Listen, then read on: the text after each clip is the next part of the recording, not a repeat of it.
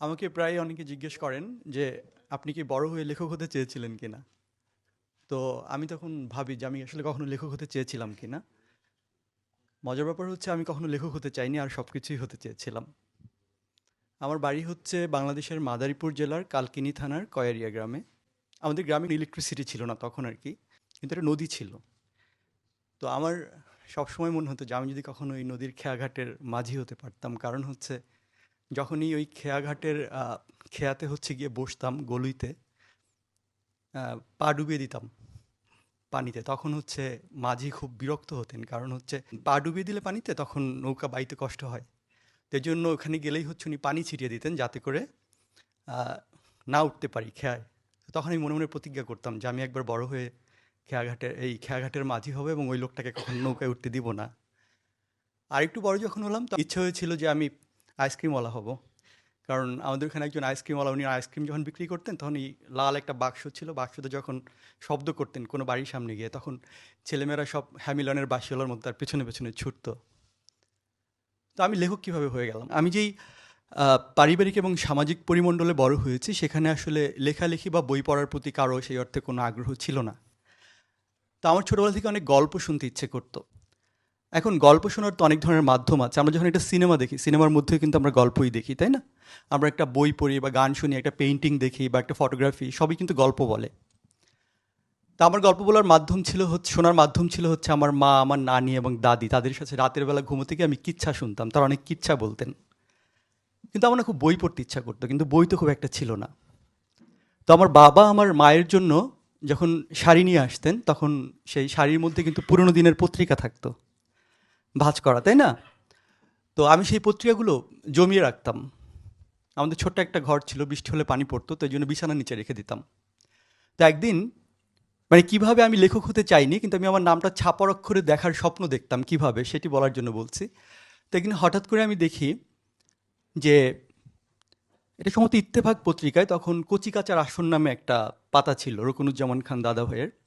তো আমি দেখি সেখানে, আমি তখন ক্লাস 4-এ পড়ি, একটা ছেলের ছড়া ছাপা হয়েছে। ছেলেটার নাম হচ্ছে সাদাত হোসাইন, সে ক্লাস 4-এ পড়ে। তা আমার না একটা অদ্ভুত ধরনের রোমাঞ্চকর অনুভূতি হয়েছে, একটা শিহরণ, যেই নামের অক্ষরগুলো তো আমার, কিন্তু মন খারাপ হওয়ার কারণ হচ্ছে যে এই নাম মানুষটা তো আমি না, এই জন্য আমার মন খারাপও লাগছিল। তো তখন আমার খুব মনে হলো, ইস, আমার নামটা যদি কখনো ছাপার অক্ষরে এভাবে দেখতে পারতাম। কিন্তু ওই গ্রাম থেকে আমি জানি না কিভাবে আমার লেখা পত্রিকার অফিসে পাঠাতে হয়, পোস্ট অফিসে যেতে হয়, আমি জানি না। তো আমার মা হচ্ছে শীতের সকালে আমাদের দুই ভাইকে উঠোনে বই পড়াতে বসাতেন আর কি। হাতে একটা বাঁশের কঞ্চি থাকতো, সপাং সপাং আর কি মারতেন যদি দুষ্টামি করতাম। তো ওই আমরা ছোটোবেলায় বইয়ের মলাটের উপরে একটা এক্সট্রা মলাট লাগাই না, পুরোনো ক্যালেন্ডারের পাতা দিয়ে বা সিমেন্টের বস্তার কাগজ দিয়ে।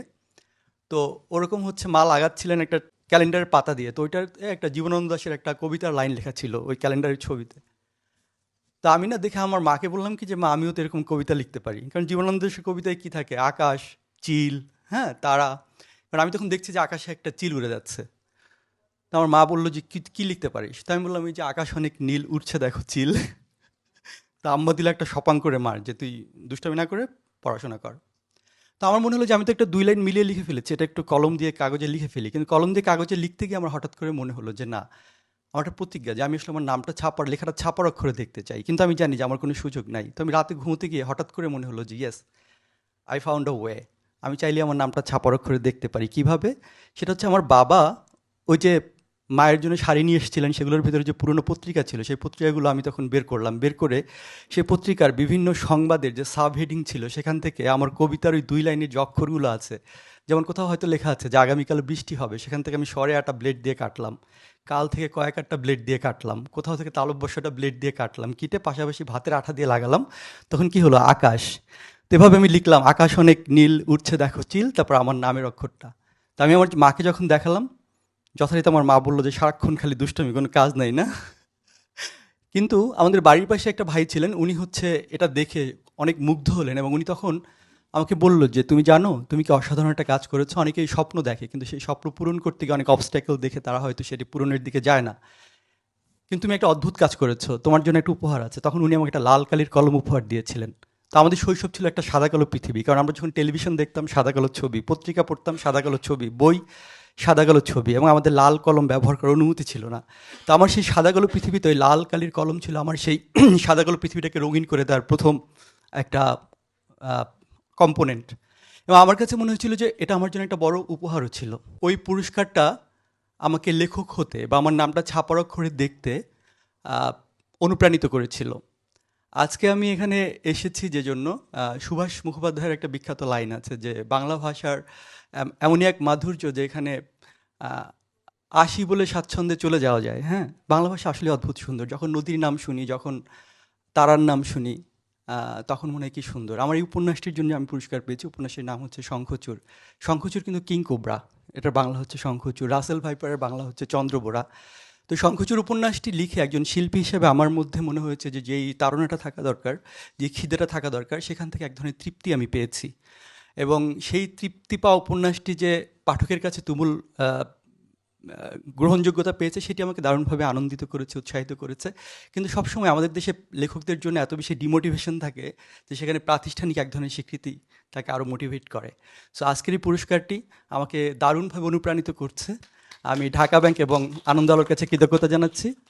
আশা করছি তাদের এই প্রচেষ্টা অব্যাহত থাকবে। সবাইকে অসংখ্য অনেক ধন্যবাদ।